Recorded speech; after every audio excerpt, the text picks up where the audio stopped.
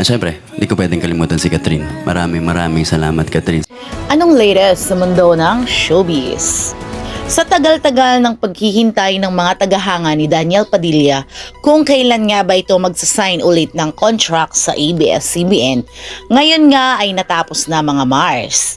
At eto na nga, nagsasign na si Daniel Padilla dito at of course, sa kanyang pagpirma muli ng kontrata sa ABS-CBN, marami siyang pinasalamatan kabilang na ang kanyang mga tagahanga, mga kapatid, mga handlers, lahat po ng mga nangangalaga sa kanyang career.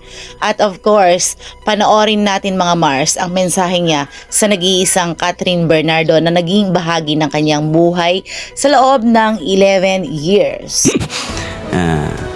Siyempre, hindi ko pwedeng kalimutan si Catherine. Maraming salamat, Catherine, sa ating maraming taon na pinagsamahan. You know, hindi mawawala sa puso ko ang magaganda nating memories at ating mga adventures at journeys na pinagsamahan. Thank you very much. And I'll wrap it up. Thanks guys. Have a beautiful day. At syempre mga Mars, mawawala ba naman ang say ng mga netizens sa usapin na ito? Sabi nga nila, fall down 7 times, stand up 8. You also deserve a new start. Congratulations! Naging Katniel fan ako because of Mr. Daniel Padilla. I remember when they had their concert here in New York, sobrang bait ni Daniel sa mga fans, kaya doon ako humanga sa kanya.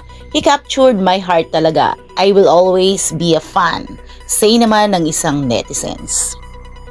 Daniel, truly gentleman. Nagpasalamat sa mga Katniel fans at syempre kay Catherine. Kayo ba mga Mars, magpapasalamat ba kayo sa ex ninyo? Well, kung nagustuhan niyo ang ganitong video, mag-like and comment lang.